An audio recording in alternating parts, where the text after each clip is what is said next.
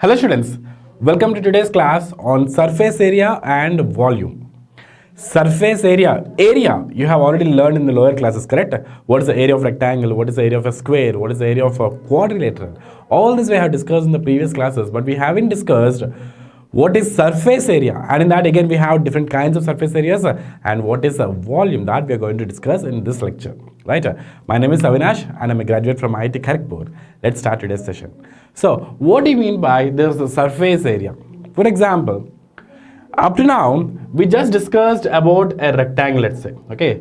We just discussed about rectangle. So a rectangle has only one surface and this is the length, this is the breadth, and we said area is length into breadth. Area is length into breadth, right? For circle, you know, circle's area is a pi r square. Circle's area is a pi r square. They have only one surface. But when you go for the structures like a cylinder, right? We have different structures. We have different structures, right? You can carefully see here the animations of all these, right? So this is cylinder. So when you're trying to find the area, which structure you'll be taking? You can see this is a small circle, right? That is a small circle whose area is a pi r square. This is a pi r square. And that pi r square, we are adding one layer on the top, one on the top, till we are reaching some height h. Till we are reaching some height h, and that area into that h, that is what volume, that is a pi r square h. Right? But when we discuss about all these structures, we have different surfaces to find. We have different surfaces to find. We have different volumes to find. So all these are very tricky and very interesting to learn. How to find surface area and how to find volume of different structures. You can see this is a cone, right? And that cone, if you consider a cylinder, that's exactly 1/3. Okay, once again, let's see the animation that gets to start. Okay. So that cone, if you try to take and keep it in cylinder, you can see only 1/3 part is that cone. See here? So this is a one cone. This is the next cone. This is the next cone. That means, so what we can say, the complete space it is occupying, the complete space is occupying by cylinder is 3 times the cone. Is 3 times the cone. So there are very beautiful relations between all this. Between a cylinder, between a circle, between a cylinder of height h, between the cone, right? So there are different applications. Let's try to learn one after the other. You can have many things here. You can have cube. What is a cube? You know what is a square, right? So square, let's say the square only is being repeated in all the directions in a space. You can see here. So this is one surface, this is one square, this is another square. So in simple, if you take any box, let's say any box or any book, okay, if all sides are equal, it is in the shape of cube, right? So these two sides, let's say right and left, and top and bottom, and front and back. So we'll be having total 6 surfaces, right? So 6 faces, and there are many corners. 1, 2, 3, 4, 5, 6, 7, 8, 8 corners, and we have a lot of edges. You can see here. First edge, second, right? So we have different edges for a cube. You can carefully see that. Once again, let's try to understand. Okay, so total 12 edges for a cube. Okay, for a cube, 1, 2, 3. All the faces, 2 in the left and right, top and bottom, front and back. Total 6 faces, and you can see 1, 2, 3, 4, 5, 6, 7, 8. 1, 2, 3, 4. 5, 6, 7, 8. So total 8 corners, and if you carefully observe all the sides, all the edges, you can say, okay, this 1, 2, 3, 4, 5, 6, 7, 8, 9, 10, 11, 12, 13, 14, 15. Okay, so the same thing is being repeated, it's still 12. Okay, so 12 edges. Okay, so we have still the cones and some relations between them. So let's try to understand all these structures in this chapter about surface area and volume. Surface area and volume. Okay, so here we have different structures. Again, it's a cone. Again, that is being replaced with some other structures. Okay, so let's try to quickly see one after the other. The first one that we're going to discuss here in this session, let us try to learn about different solids. We're going to learn about different solids. Okay, so this is a cube. Although figure is not that clear, so sorry for that. In the next coming class, I'll try to update it. Okay, so cube and this is a rectangular prism. Okay, I'll tell you what is a prism. I mean to say why we are considering this as a prism, because we have this face and this face are in perpendicular, right? So that is a triangular prism. I'll tell you all those. Cylinder, sphere, cone, pyramid. So we are going to discuss all these solids, about the surface area, about the volumes in this lecture. Okay, a very beautiful concept, but the only point is you should not confuse between different structures as well as different types of area that we're going to discuss. Okay, the very first thing that we're going to discuss is a TSA, which is a total surface area. Total surface area. We're going to discuss about total surface area. Okay, TSA of a solid. See, till now, whatever we had discussed in the lower classes, that is that what we say rectangle or triangle. All these are not solid structures. They're just there on screen. They're just there on the plane. Right? They're flat. They don't have any width. Although we say length and width, length and breadth, but they don't have any thickness. Okay, more good term, we can say they don't have thickness. They're just lying on the plane. They just lie on the book. They just lie on the screen. They don't have any thickness. But as you see that if we have thickness, so that becomes a solid structure that you can catch. A solid structure that you can catch, right? So that for that type of structures, how to find the total surface area, right? So total surface area of solid is the sum of the areas of all the faces or surfaces that enclose the solid. Areas, that means we need to add of all the surfaces. You may ask me, sir, what are all the surfaces? For example, if you're considering, okay, let me go back. If you're considering, let's say, a cube, okay, or cuboid. So let's try to draw a cube. So now tell me how many surfaces it will be having. How many surfaces it will be having? Careful, try to imagine the world. Imagine the structure. Or just try to imagine that you have a box in your hand where all the sides are equal, all the sides. And when you talk about a box or a book, let's say, try to take any book. So you can see different faces, one towards you, one towards the back, one towards right, one towards left, right? One towards top, one towards bottom. So total you'll be having 6 surfaces. And when you try to add all the 6 surfaces area, that gives you total surface area. Okay, so you can carefully see here. So this is one part, second, third, fourth, one on the back, one on the front, or the bottom. So total 6 surface areas will be having, right? And out of all this, if you just leave the top and bottom, that we consider as a lateral surface area. The lateral surface area of a solid is the area of all the sides of the object, excluding its base and top. Lateral surface area means we should not include the base area as well as the top area, but the remaining all we need to add. That means in the previous, when we're discussing about total surface area for a cube, let's try to take an example. If you're having 6 sides, 6 surface areas, for that we need to remove 2 and we need to add only 4 for lateral surface area, and we need to delete the top and the bottom. We need to delete the top and the bottom. Okay, the next one is a volume. We discussed what is the total surface area, what is lateral surface area. We'll discuss some applications based on that. But the next one is the volume. What do you mean by volume? The volume of an object is the amount of space it fills. Space, for example, if you take a solid ball, okay, not a solid ball, so it's definitely occupying some space around that, right? You cannot keep something inside, that's different matter. Or you just take a book, you just take a box. So it is occupying some space around you. In that space you cannot keep anything else. So that space, whatever it is covering, we say it is a volume. And volume and area are not the same. Volume and area are different. Okay, let's try to see one after the other. So cube, let's try to see what is a cube. You know that, right? All the 6 sides. And all the 6 sides are equal. So we have 6 faces. Okay, let's try to imagine. Just take a box. Let's try to take a book or else. So you can see all surfaces are one towards you, one towards the back, which you can't see. One towards left, one towards the right. Or these 2 corners, right? These 2 edges, surfaces. And one in the top and one in the bottom. Top. So this is the top area. This surface is the bottom area. That's the top, this is the bottom. This structure is the side, and this structure is again the side, right? So one in the back and one in the front. Total you'll be having 6 faces. and we just discussed about edges. Okay, how to get about edges. Let me write once again. How to talk about edges, you can see.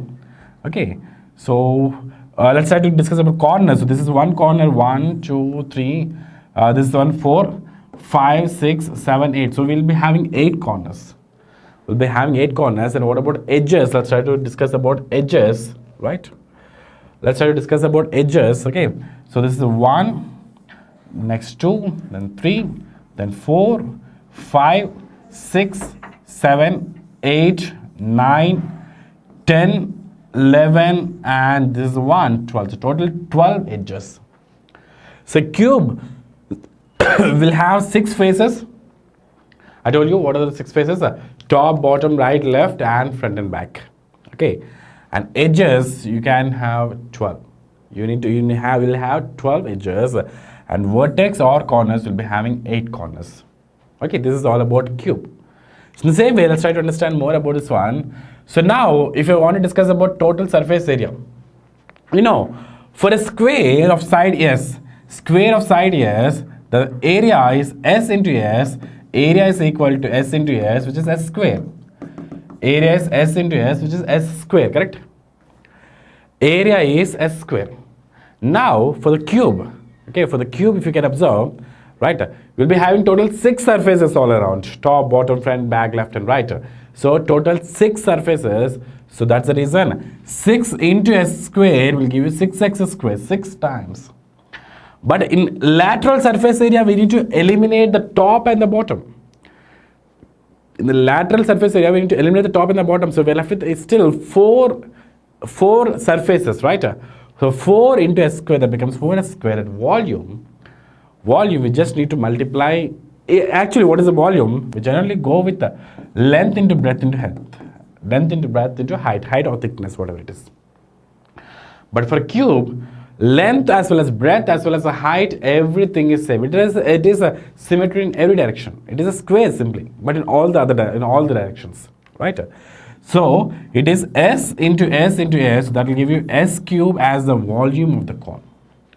The total surface area is 6x square, lateral surface area is 4s square, and volume is S cube. Volume is S cube. Okay, so this is about cube. Let's try to understand some questions based on that. Find the total surface area and the lateral surface area of the cube with side 4 centimeters. Find the total surface area and lateral surface area with side. So just now we discussed about total surface area, which is a 6s square. So 6 into side is 4 square. So 6 into 4 into 4, that becomes 6 4 24. 24 4s 96 centimeter into centimeter into centimeter. Is that correct? Okay. No, 6 is not centimeters. 6 is just a number. Centimeter into centimeter. So that is centimeter square. Surface area. Area means centimeter square. Okay, and lateral surface area. For lateral surface area, we need to eliminate 2. That is one top and one in the bottom. So that becomes 4s square. So 4 into 4 square, that becomes 4 into 4 into 4. 4 4 16, 16 4 64. So 64 centimeter square. Lateral surface area, and this is total surface area. And the same question, if it is asked what is the volume, if the same question, if it is being asked what is the volume, volume is S cube. S into S into S. That becomes the 4 into 4 into 4. 4 4s are 16. 4 4s are 16. 16 4 is 64.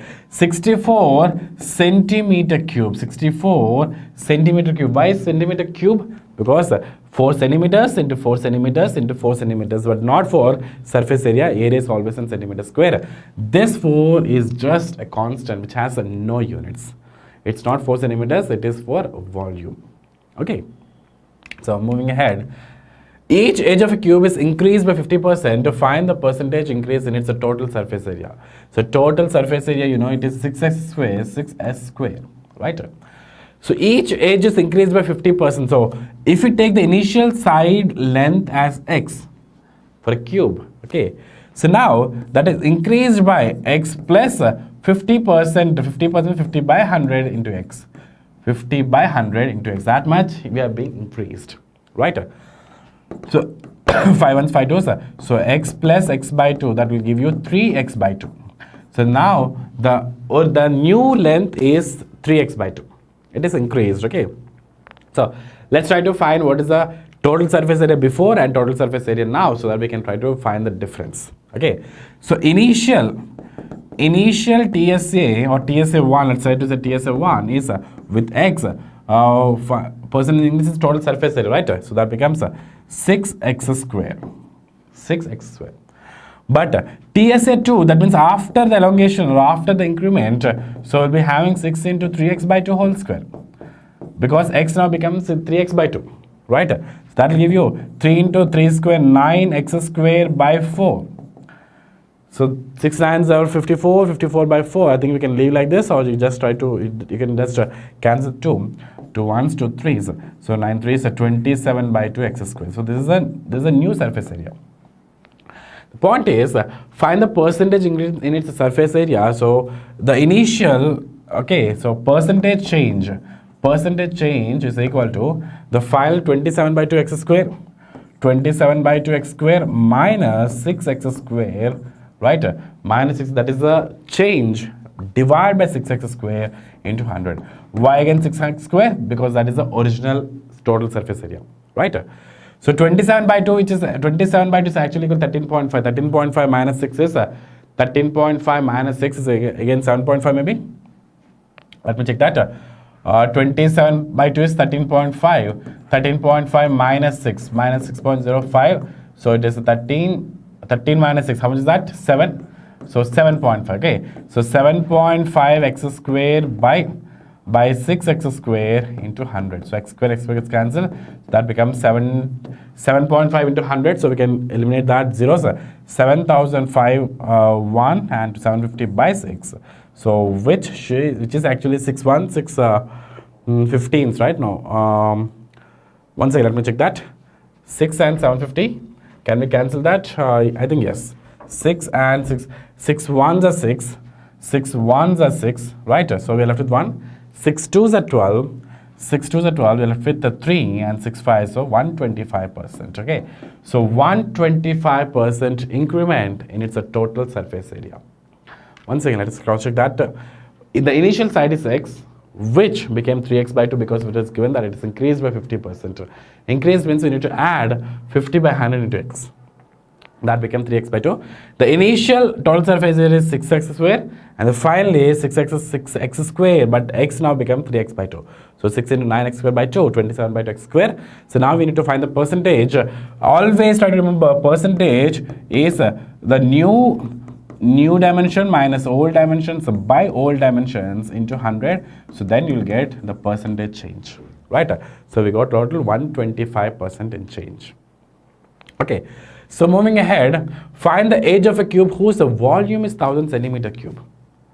Whose volume? Find the age of a cube. See, I told you volume of a cube is s cube. So s cube is equal to 1000, and 1000 is actually 10 into 10 into 10. So that is enough to say that s cube is equal to 10 cube. S cube is equal to 10 cube. So we can say directly s is equal to 10 centimeters. So side length of that cube, or the edge length, okay, find the edge.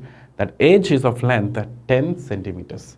10 into 10 into 10 will give you 1000 centimeter cube. Okay, next one, the total surface area of a cube is 1350 meters square. Find its volume. Okay, we'll come back to the volume first of all. TSA is 6x square, 6s square is 1350. Can we cancel with 6? Maybe. Let's try to check that. S square is 1350 by 6. 6 1, 6 2s are 12, 1, 6 2s are 12 again, so 3. So 226 if I'm not wrong. Once let me check that. 226 into 5. 6 5 is 30, 5 2 is 10, 11 12 13, 5 2 is 10, 11 1, 5 2, sorry, 5 2 is 10, 11 13, 5 2 is 10, 11. I'm not sure. I think I have done some mistake. Let me do that once again. Let us check that once again. Okay, there is some mistake somewhere that we have done. Please be very careful with the calculations. S square is 1350 by 6. So 6 1, 6 2s are 12. We're left with 1, so 15. 6 2s are 12 again, so we're left with 3. So 6 5, so S square is equal to 225, correct? 225 into 6, once again let me check that. 225 into 6. 6 5 is 30, 6 2s are 12. 13 4 15, 6 2s are 12, that 1350 is The before case we have done some mistake in verifying that. Okay, so now S will be equal root over 225, which is equal to 15. 15 into 15 is 225. So 15 centimeters is the side length. 15 centimeters side length. Now we need to find the volume, which is S cube. S cube, S into S into S. So 15 into 15 into 15. So 15 is 225. 225 into 15. 5 5 is 25, 5 2 is 10, 11, 12, 5 2 is 10, 11. And again we will be having 225. So 5733375 centimeter cube. Once again, please cross check the calculation part. There may be some mistake, or that will be a final answer. 3375 centimeter cube. Volume is always in terms of cube, right? So we have a couple of more examples and also a lot of structures that we are going to discuss, which will continue in the next coming lecture, right? Thank you so much, students. Stay tuned to get the next lecture. Thank you.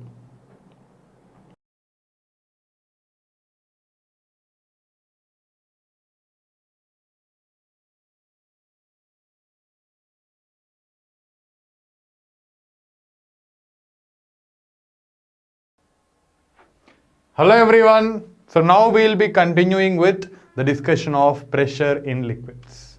So my name is Shashan Reddy. I am a graduate from IIT Dhanbad. Let's go into the class. So what all did we learn in the previous class? There is one simple formula, that's the most important one, that we have learned in the previous class. And what is that formula? That formula is pressure is equal to rho GH. Now, whenever you come across this formula, P is equal to rho GH, you have to understand what it means. What is P here? P refers to pressure. Pressure by what? Pressure by a liquid. Pressure by a liquid. Where? At a depth H. And if you look at that formula carefully, there is one more term that you have to add, that is plus PATM. Now generally we don't focus on PATM, but yeah, it has to be kept in mind. So this is the formula. And in that, P will refer to what? P will refer to pressure by a liquid at a depth H. Then you have to remember the diagram also. So if this is a container, or let's say a lake, or let's say sea, anything, where a liquid is at rest, a liquid is present. Now this here is a surface of water, yes or no? Surface, not of water, let's say surface of the liquid. Then if I take a point here, this point, let's say A, and if I need the pressure at that point A, that's what I'm talking about. P is referring to pressure at point A, which is at a depth H from the surface. So P is pressure. Then what does rho here mean? This is rho, right? R-H-O. It's a Greek symbol. And what does that refer to? It refers to density of liquid. The terms also you have to know, everyone. Carefully you have to understand the terms also. G, as we know, is acceleration due to gravity, and H here is depth. Not height but depth. Depth from the surface of water. And what is PATM? PATM is the atmospheric pressure. Why do we consider atmospheric pressure? Because on the surface already atmosphere exerts atmospheric pressure. That's why that has to be considered. Understood? Okay, so this is pressure at a depth H. And now there are some other interesting points of what? Of pressure by a liquid. What are such interesting points? As you can see here, if I take any number of points, at the same depth, or I can say at the same level, right, at the same level or the same depth, pressure will be equal. Pressure at all the points on the same level will be equal. Let me write that down, write that point down. Pressure at all the points, on the same level in a liquid is equal. In a liquid is equal. This is another interesting point. Because why is that? The reason you can clearly tell that from the diagram itself, because every point here on the same level will have the same depth. Yes, every point will have the same depth h. That is the reason behind it. Same depth. Clear? Good. And another interesting point that we can also express from the formula itself. That is, if I take different points, let's say A and B. I'll just take two different points A and B. At which point is the pressure by the liquid greater? At which point is the pressure by the liquid greater? Easily we can say that pressure at B is greater than pressure at A. Now why is that? It's simple. Because when you compare the depth of A and the depth of B, you can clearly see that. Depth of B is greater than depth of A. And greater the depth, greater the pressure. Greater the depth, greater the pressure. Another interesting point.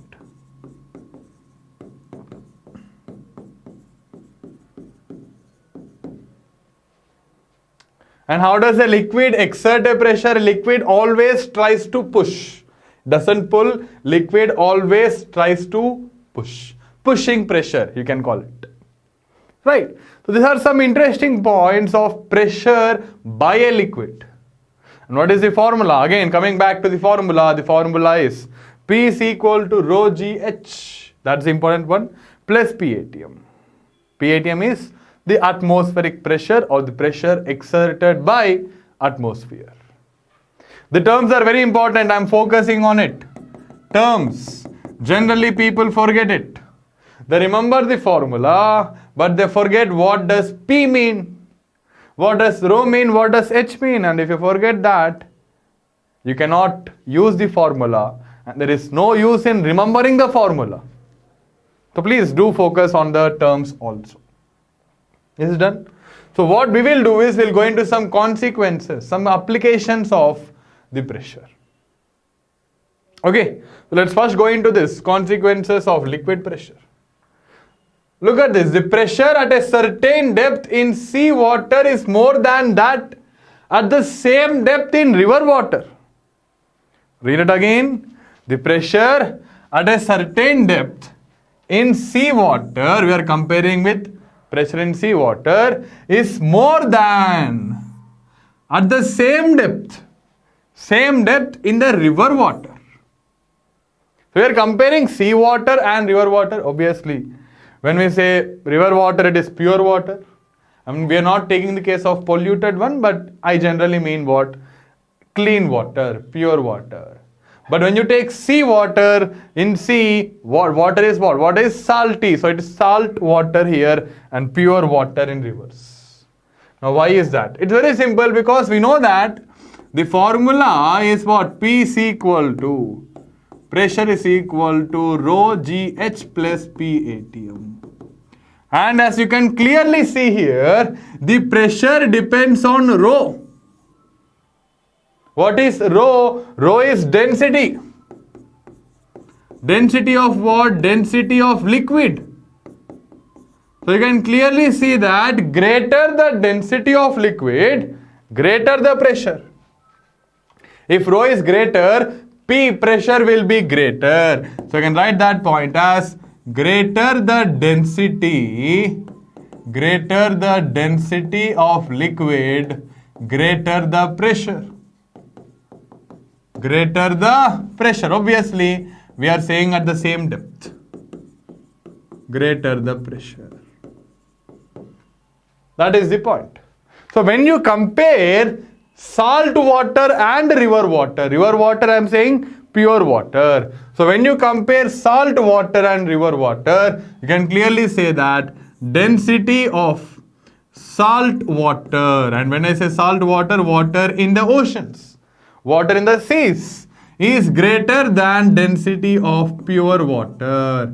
And when I say pure water, I refer to river water which has no salt, and I am obviously assuming that it is not polluted. Clear? Because the density of salt water is greater. Greater the density, greater the pressure. That is the reason why the pressure at a certain depth in sea water is more than that at the same depth in river water. As simple as that. It's because sea water, salt water is denser than river water. Is that clear? I told you, when it comes to the pressure exerted by liquid, this formula will take care of everything. Simple. This formula will take care of everything. Good. Now, another very important consequence is obviously it's a man-made thing. It's an artificial thing. If you look at a dam, if you ever have the opportunity to visit a dam, please do look at how it is built. So here we can see a dam. You can just look at that, just a minute. So this here is the dam. The brown colored shape is the dam, and now there is one interesting thing here. Now generally buildings are built in the shape of a rectangle. Generally, buildings are built in the shape of a rectangle, yes or no? High buildings, tall buildings. But if you look at this here, the shape is not a rectangle, but the shape instead is a trapezium. And if you look at the shape also, it is thinner at the top and thick at the bottom.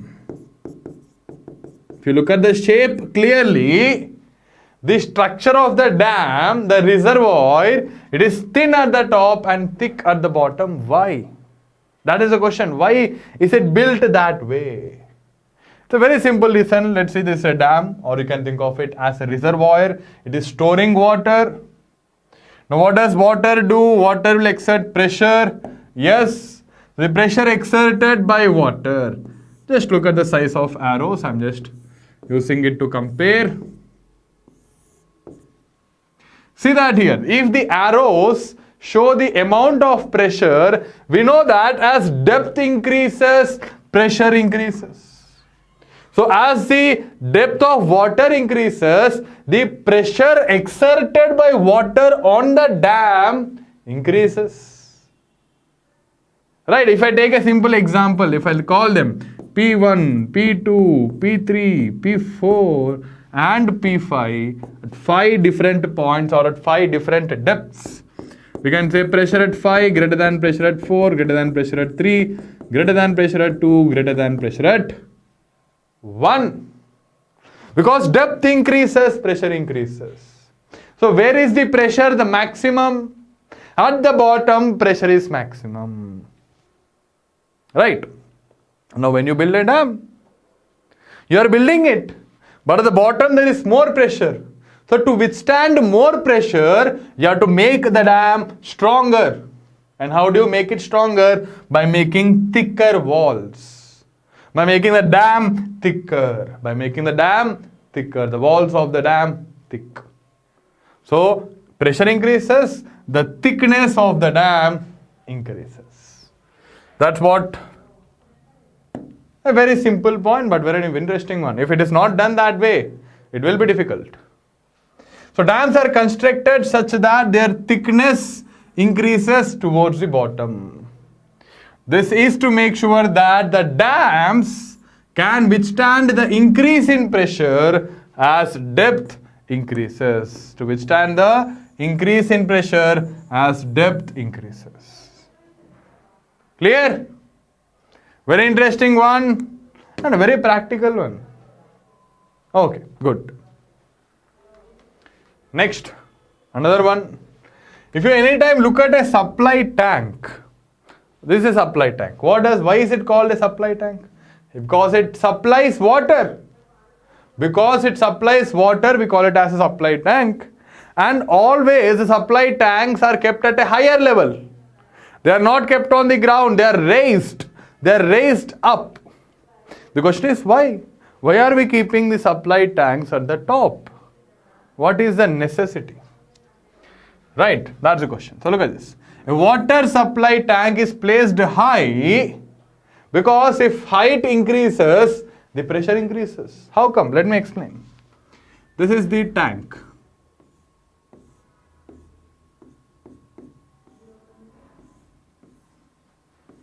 This is the pipe. And let's say this is what? The tap.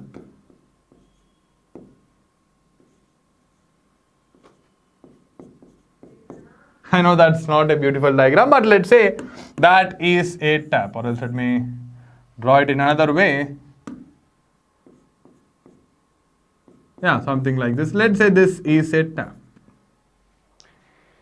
So if you look at this, when the water is filled in the supply tank, obviously the water will be there in the pipes also.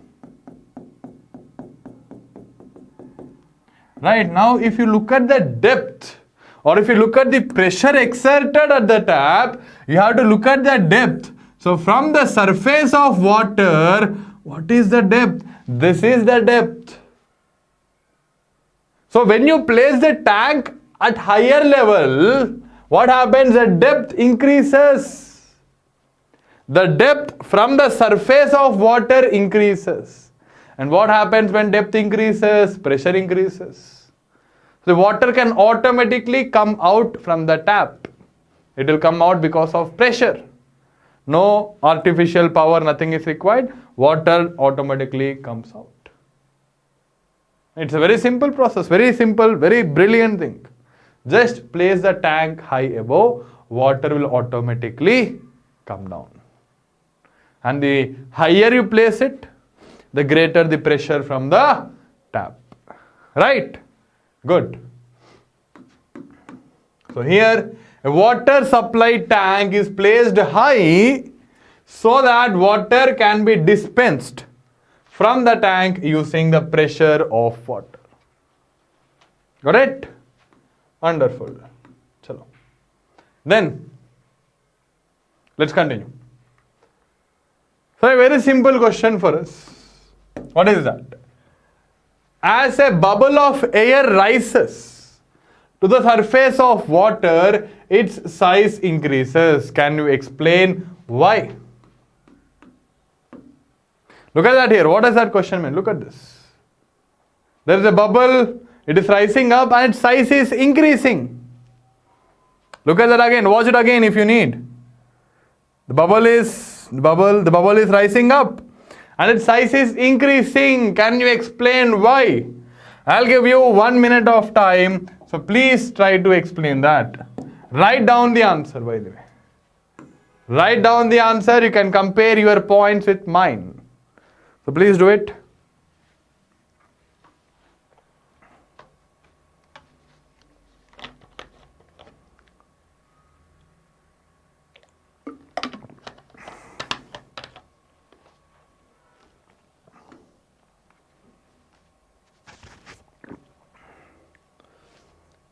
Now 30 seconds more.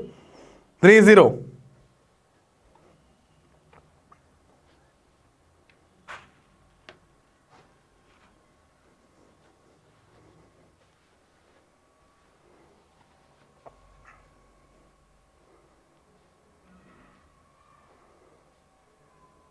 Ten seconds more.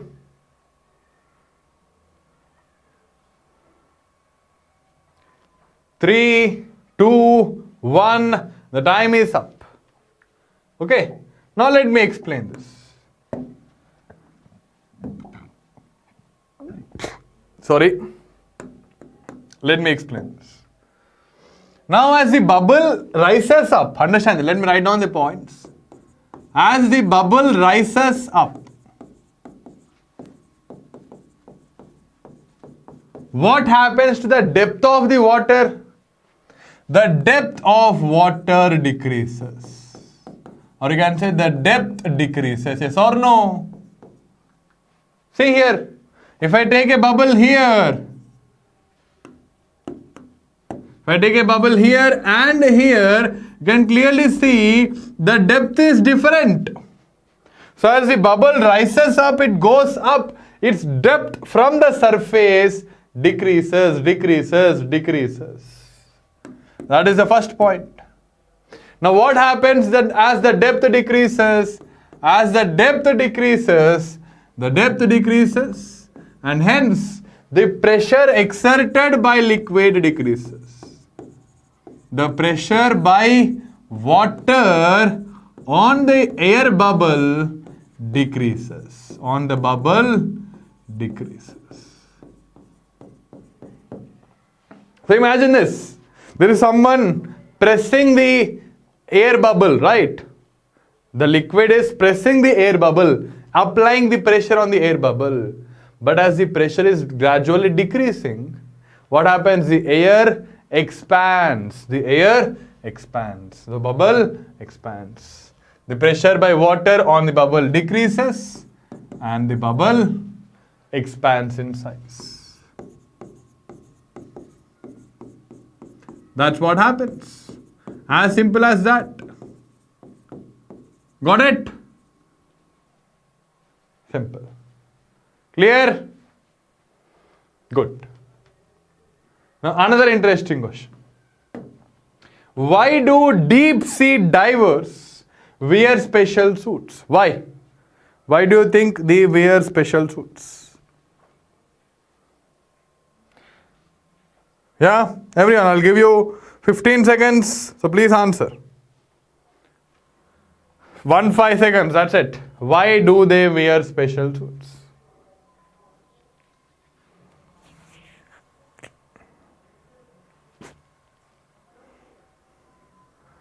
And the time is up.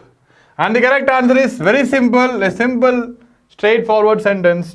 They wear special suits to withstand higher pressures. Higher pressure by water at or deep in the water. Deep in the ocean or sea. I'll say deep in the sea or ocean. Simple. Because as they go deep, depth increases, pressure increases.